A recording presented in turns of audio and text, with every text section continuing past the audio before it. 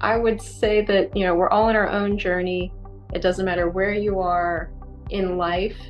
Your artistic journey is your journey, and it's learning to listen to your own voice and not the judgment of external forces.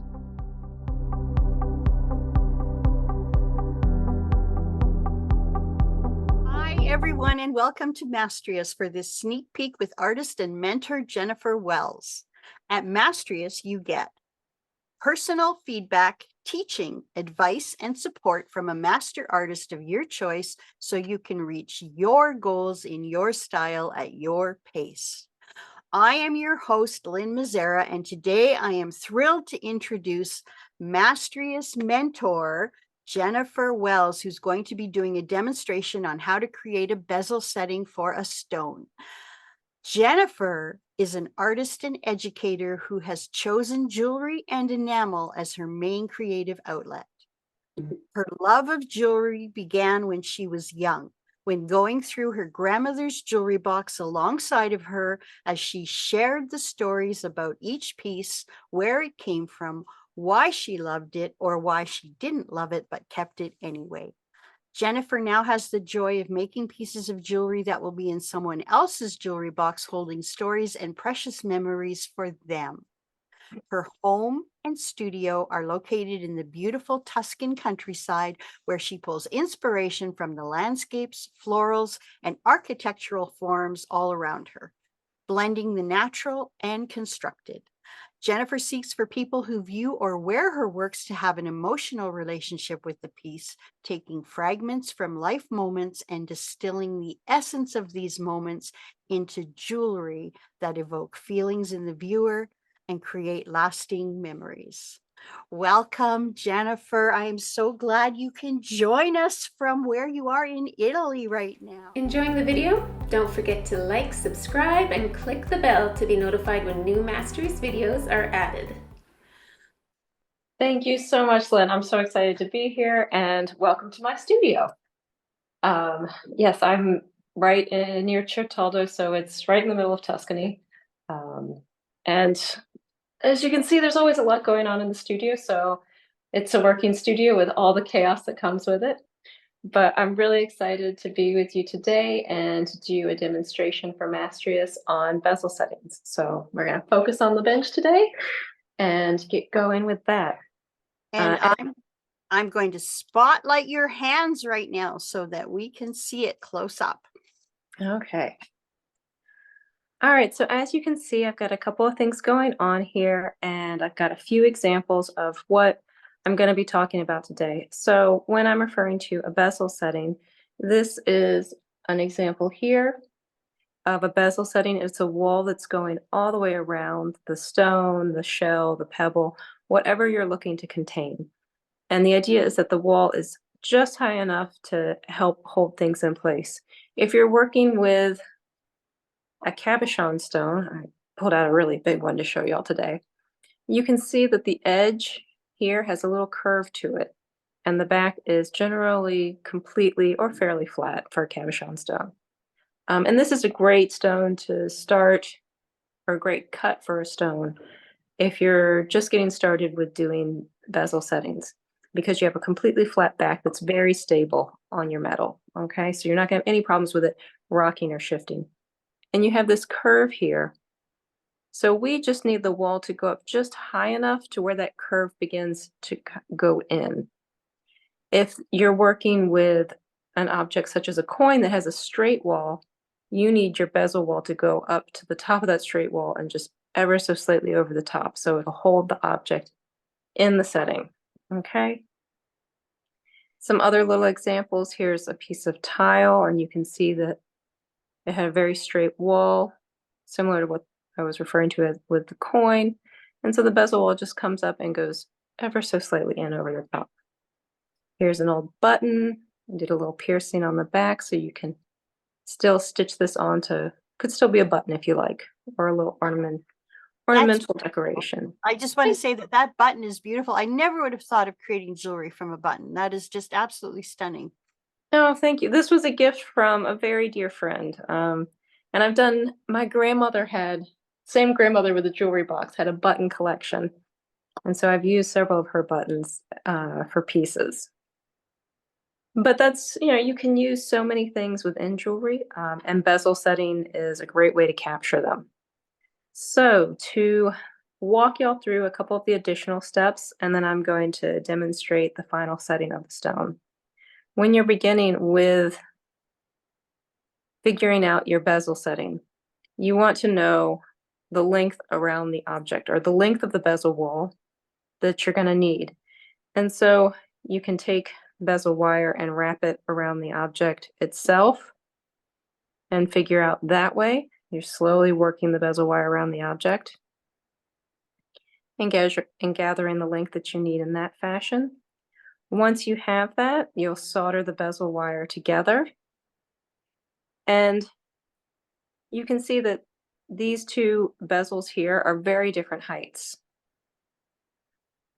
So it depends upon the object that you're setting, how tall you need your bezel wall to be.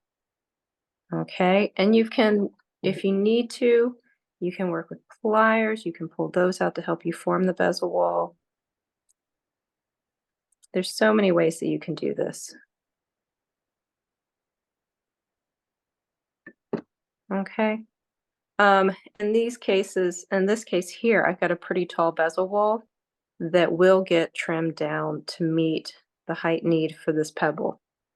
This one here, the height of the pebble is irregular, so I've got the bezel wall is going to be kind of low on one side, and then it's going to be a little bit higher on the other side. How do you trim that? Do you use a special tool to trim it? Well, I can do it in a couple of different ways, depending upon if you're working with a cabochon that has a regular height all the way around. So let's say you want to make sure that your bezel wall is the exact same height all the way around. What I will do is use a piece of sandpaper, and this is my bezel wall has been soldered down to the back plate, and I am going back and forth on the sandpaper to take down the height of the wall. Now, when I am working with this, I don't want to go too far down. Don't forget to floss daily. But now I love the floss that has a little bit of wax to it. And I'm not taking this time to floss my teeth. What I'm using the floss for here is to check my stone and to make sure that it's looking good in the setting. Because if I pop the stone in there and it's a nice snug setting and I don't have anything under it, I'm not going to be able to pop it back out. So the floss allows me to just double check everything. I can look at that and be like, well, that wall height, there's still a little bit of material that I could remove there. Because when we're looking at these, we don't want the wall to come so far over the top of our piece that it starts to hide some of the stone. Because when I go to push this in, I'm going to be pushing that straight wall over the stone. Okay. And I don't want there to be so much material that it starts to cover our beautiful stone. So here I can say, well, I've got a fair amount of material that I can still remove. And I can do that by working with sandpaper on a hard surface, a flat steel block. I can also use my delightful sanding sticks. And these are wooden rods that I then fold wrap sandpaper around. And that's pretty fine grained sandpaper, isn't it? This is 220. What I was working with before was probably maybe 180 or something. So not that fine. No, not super fine.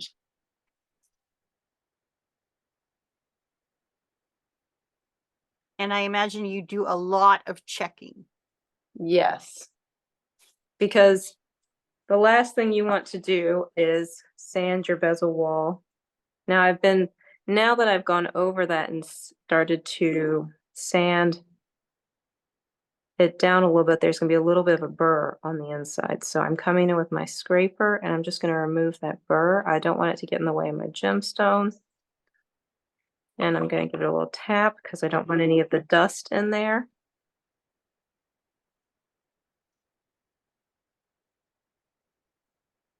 Mm.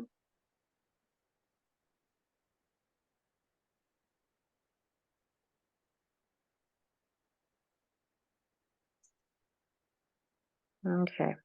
Now, I'm going to make sure I keep the orientation of my gemstone the same every time I go to try it within my bezel setting. Because even if you have a gemstone that's an oval and you're like, oh, it's exactly the same all the way around, you want to be careful with that because sometimes they're just ever so slightly different. So I'm going to do is just do a light mark there and then a little Sharpie mark on this side. And I'll be able to just wipe these off later on. But that's going to help me keep the same orientation throughout all of my fitting processes. Okay, and now I can come in and see this. And if I want to give myself a little helpful indicator for how much material I want to take off, I'm going to come in with my Sharpie, because when you do a scribe line for an indicator, sometimes it's going to be just a little bit hard to see. So what I can do is hold this up and I am putting my scribe line just on the opposite side. Okay, so the black marker helps your scribe line to pop so you can see it really well. Yeah, I use a Sharpie marker so often when I'm having to do just any type of marking on the metal, and if I want to remember where I'm at, or if I need to do really fine scribe lines, it's really helpful to make those lines pop. You can just see that. And I'm just giving a little dash right there. So that's going to help me remember that's how much material I want to be taking off. Now, if I was working with an irregular stone, I would do something similar, but I would do it on the inside and use my scribe against the edge of the stone. In this fashion, just kind of very gently rest it against the edge of the stone and go around tracing the height of the stone along the inside of the bezel wire. Oh, that makes so much sense. Because what that will do is allow me to then come in and I can selectively, I can be looking at it from the opposite side. I'll look at this side and I'll come in and selectively file and just follow that scribe line. Okay, so now with this one, since I know how far I want to be taking it down, I can just continue working with my sandpaper. I can also come in and, depending upon the size of my bezel and my file, I can gently file the top of the bezel wall. Now, the pros and cons of each of these are that if I'm filing, we all have a tendency, because we are all human, we want to rock one side or the other more, or we have a tendency to file in an arch pattern so that you're not switch, we'll have a little ghost ceramic moment here. So that I'm not filing straight, we all have a tendency to kind of file at a slight curve, which isn't what you want for your bezel wall. So if you can be very careful, you can come in with the file, or if you've got a lot of material to remove, you can come in for a little bit with the file, and then taking the bezel and flipping it upside down and putting it on the sandpaper. That will even everything out so it's perfect. Yep, you got it. And so now you can see the top edge of that bezel is all highly reflective. Yes. If I come in with the file, and I'll do this really quickly just so y'all can see it, because it is a difference and it's something to see. If I'm coming in with the file and I remove a little bit more in one area than the other, and then I come back in with my sandpaper,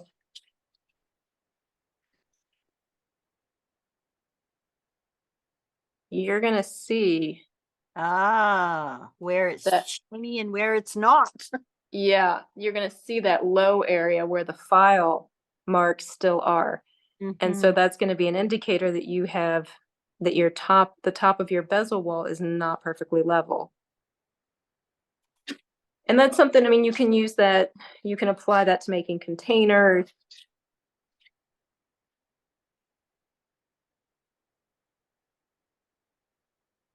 And the other thing I'm noticing is that you're very slow and precise. Yes. Because there's, I mean, at this point, I don't need to rush through this. I'm gonna be sanding it back and forth, and then at a certain point, I'll change direction of the object, continue to go back and forth sanding. I'll rotate again. And the reason I'm rotating is similar to working with the file. It's because I apply uneven pressure. I know I do. Um, and we all will when we're holding something. You know, if you're holding on to something with two fingers, chances are you're going to be applying more pressure with one than the other. And so that's why I continually rotate. And I'm just going slowly because I also want to make sure that I'm keeping level contact all the way back and forth on my sanding stick. If I'm trying to go really, really fast, the same thing's going to happen when I'm filing. There's going to be a little bit of a rocking. And so we just want to go nice and steady. Use this as your meditation time. And then, yeah, we're just about back to being having that completely level, shiny surface. There's a ever so slight dip right there that you might be able to see, Mhm. but it's very, very slight.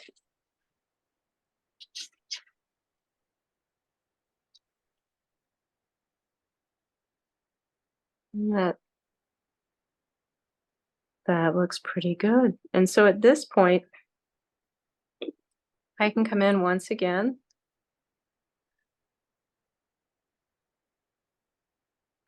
and remove the burr that was created in filing this down. Now I'm almost down to my scribe mark here.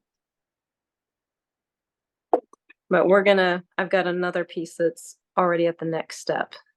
So I'm not gonna make y'all sit and watch every bit of sanding. You know, we're not gonna paint the fence all day.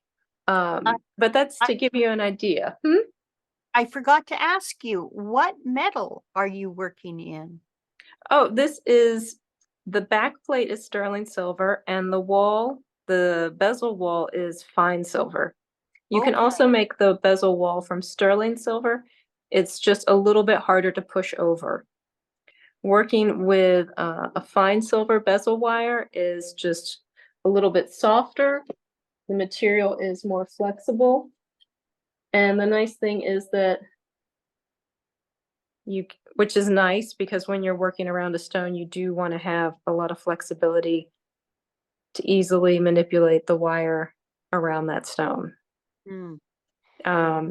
But you can also, I mean, if you're just getting started with bezels, I would say fine silver is great because it's going to be a little bit more forgiving, and it's a little bit softer to push over. After you've been doing them for a while, you can move on to sterling, start to work with hammering them over. There's a lot of different ways to approach it. So we've got this. We've got our little gemstone, and that one we've been testing back and forth. Now, at this point, once I have this wall exactly to the height that I want, I'll make sure that any cleanup on the back that I need to do or anything of that nature is done. And then, whoop, such a snug fit. I will solder the bezel setting and the plate onto the ring band or the brooch, the necklace, whatever this piece is going to become. But I want to make sure that I've got this wall and any cleanup done before I do that next step.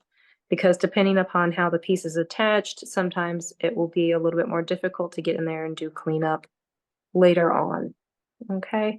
And so at this point, I can start to think about, how do I want this ring band to be?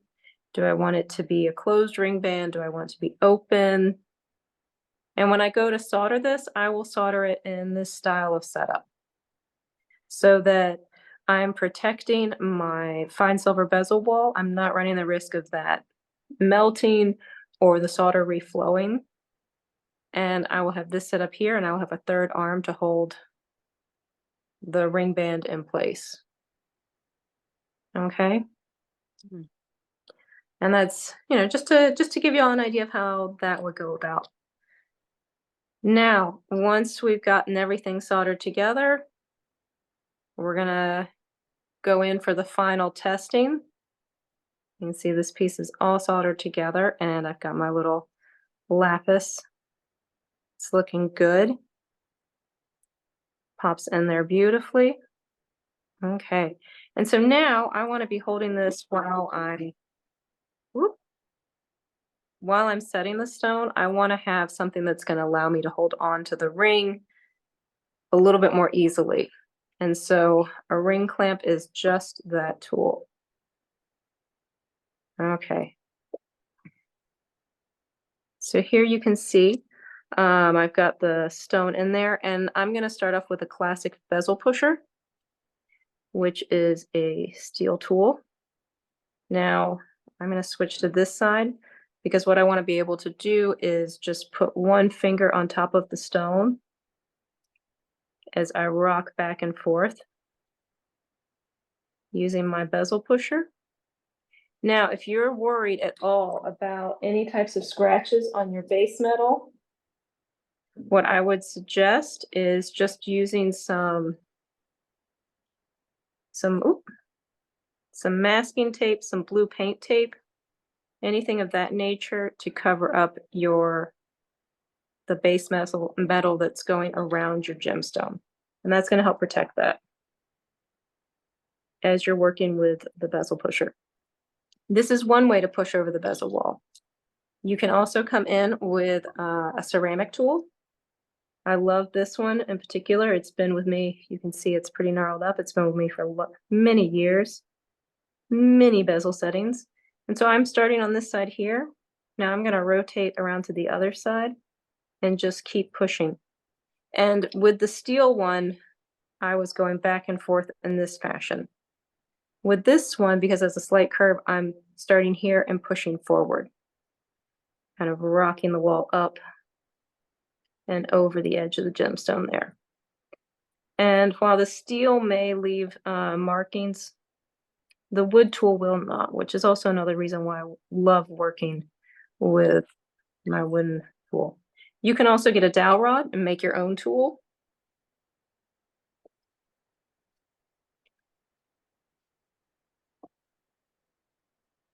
And you made it just by taking off some at an angle. Yep. I came in with my jeweler's saw and sawed a section of the dowel rod and then gave it a slight angle here and another slight angle here. So that allows me to get into different little spaces.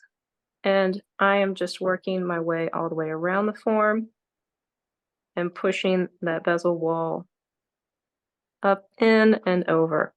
And I'm keeping a finger on top of the gemstone. I'm doing that, in one, to keep the gemstone in place, but also two, to help protect it. We generally have a survival trigger. We don't want to hit ourselves with tools, so I'm using my left index finger as a sacrifice. Hopefully it will get smashed before the stone does.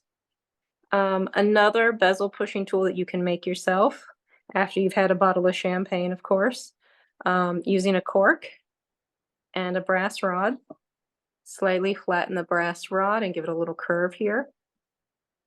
And then you can come in, and this works just like the steel tool. The only difference is that the brass is slightly softer than the steel, which in this case, it's softer than a steel, but it's harder than the fine silver. So I am just going to keep working my way around. And I'm going back and forth a little bit. Okay, now I've got to get into this tiny little area here, so I go back to my wooden tool.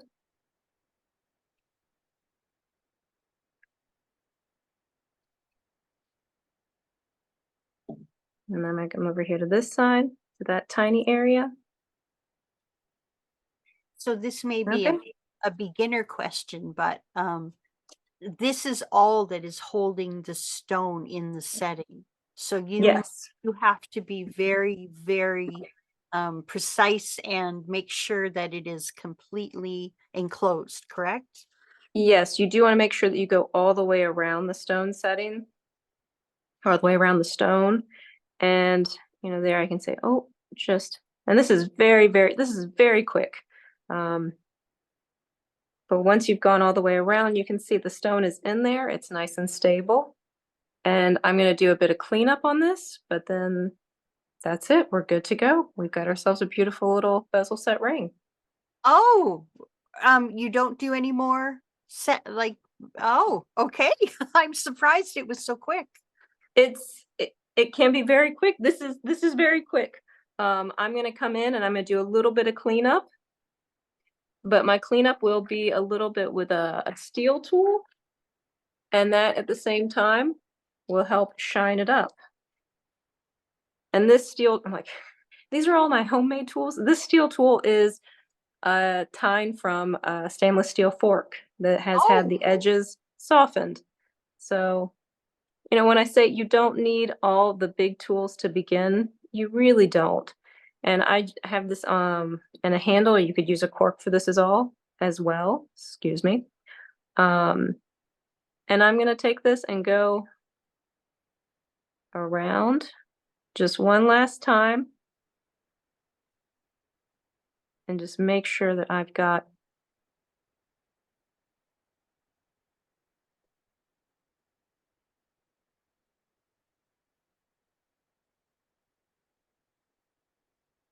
that bezel is just sitting right up next to the gemstone. oh, that looks beautiful. What a beautiful ring. Thank you. Hello. And first of all, I want to thank you for doing this for us. It was so amazing watching you create this piece. I have one question to ask you before we wrap up. Okay. What is one piece of advice or encouragement you would give to an artist just starting that you wish you had heard when you were starting out? Um, it's a really good question, and it's one that I speak a lot about with friends and colleagues. I think I would say that we're all in our own journey. It doesn't matter where you are in life. Your artistic journey is your journey, and it's learning to listen to your own voice and not the judgment of external forces. Thank you. Thank you for that. And I want to thank everyone for watching at Mastrius. Everything we do is live and interactive and online, so you can get your questions answered in real time and learn exactly what you need to reach your goals, whatever they are. I am a member at Mastrius and I absolutely love it because I'm learning and growing my skills so much faster than when I was working on my own. And the community of other artists is so supportive and welcoming. I hope you will join us. You can find more information and a list of mentoring artists, including Jennifer Wells, at mastrius.com. Come check us out. Thank you and good night.